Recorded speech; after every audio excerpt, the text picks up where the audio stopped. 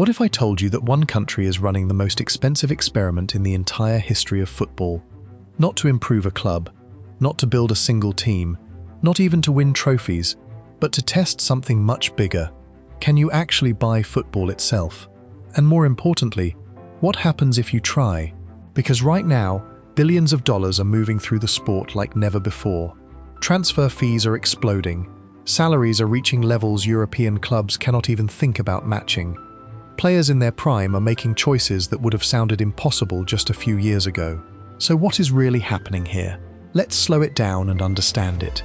In recent years, Saudi Arabia has become one of the most powerful new forces in global football. Through its investment arm, the Public Investment Fund, it has taken control of major clubs and started a fast, aggressive push into the football world. This is not random spending. This is structured strategy. And it began with a shock that the entire football world felt instantly. A move involving one of the greatest players of all time, Cristiano Ronaldo. His transfer was not just a signing, it was a signal, a message to the entire football ecosystem that a new player had entered the game with almost unlimited financial power. After that, the doors opened. More stars followed. Bigger wages followed. Contracts that completely broke traditional football economics started becoming normal headlines.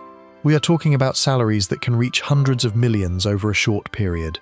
Deals so large that even elite European clubs hesitate before even attempting to respond. And at this point, you have to ask a simple question. Why spend this much money on football? The answer is not just sport. It is identity, it is influence, it is long-term national positioning.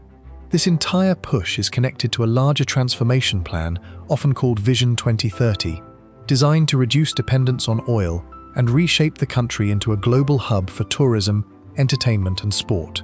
Football is not just a game inside this plan. It is a global communication tool. Every match is a broadcast, every transfer is a headline, every signing is a statement, and every statement says the same thing. We are here, and we are becoming part of the center of global attention. There is another major piece of this strategy too, hosting the biggest stage in world football. The FIFA World Cup 2034 has already been awarded, and it fits into a much larger timeline of building infrastructure, visibility, and global legitimacy in the sport. So from one angle, this spending looks extreme, but from another angle, it looks planned. It looks intentional, and maybe even calculated. Now let's look at the strongest argument in favor of this being a genius move, because this is not normal club ownership. When a billionaire buys a club, there is a limit. Losses matter eventually. Debt matters. Financial pressure builds.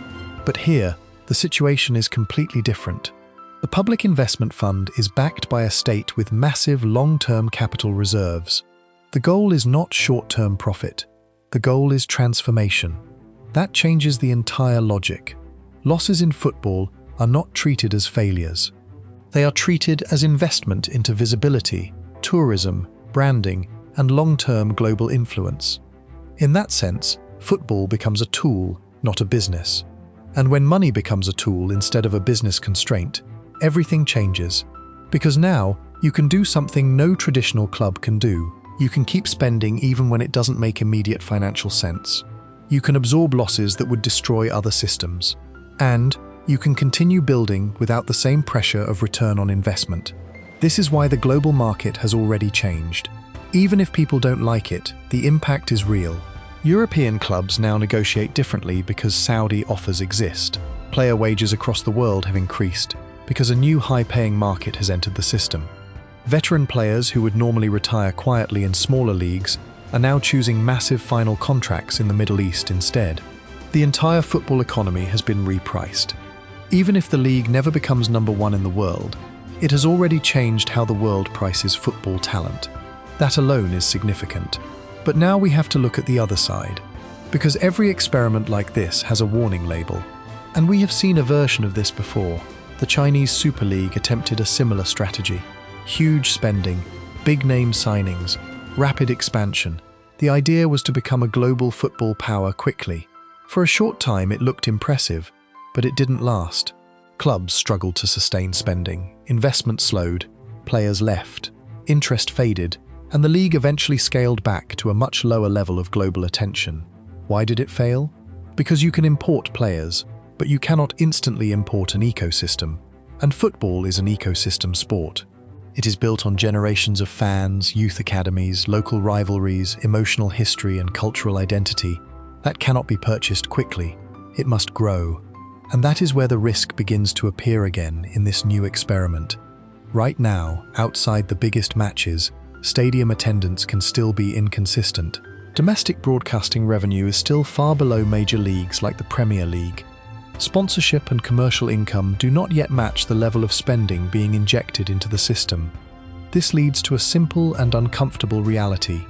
The system does not currently sustain itself financially.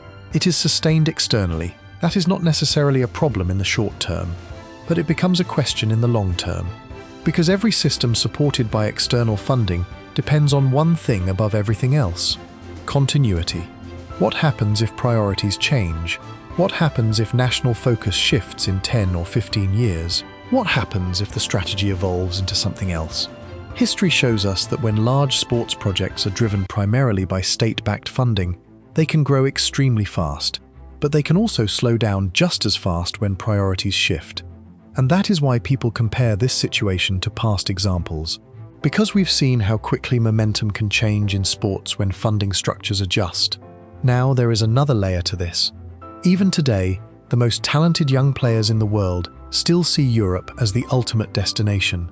Clubs competing in the UEFA Champions League still represent the highest level of prestige in football. History, legacy, and competition still matter deeply. So for many elite players, the decision is not purely financial. It is emotional. It is historical. It is legacy-based. That means the new league often has to pay a premium to attract stars. Not just match European offers, but exceed them significantly to change decisions. And when you constantly pay a premium, costs naturally escalate. So again, the question returns: is this sustainable? Or is it a carefully controlled bubble? Here is the most honest answer anyone can give. It depends on what you believe this project actually is.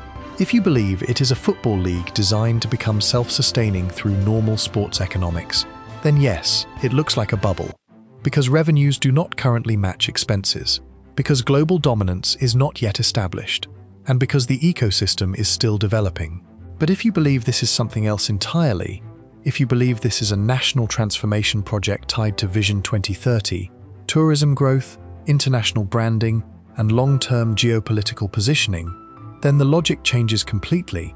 Because now football is not the end goal, it is the tool.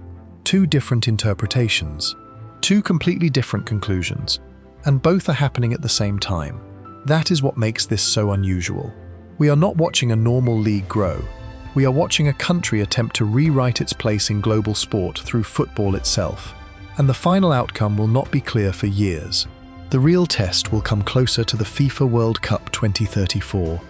By then, we will know whether this spending created something permanent. A real football culture, a self-sustaining league, a new center of global football, or whether it simply created the most expensive visibility campaign in sports history. Either way, something irreversible has already happened. Football's financial center of gravity has shifted, and the sport will never return to exactly what it was before. Now here is the question that matters most. If money can move players, leagues, and entire markets, can it also move culture? Or does football always belong, in the end, to history, emotion, and time? If this story made you think, make sure to like this video and subscribe to our channel, because we break down stories like this in a way you don't usually hear, and the next chapter of this story might be even bigger than this one.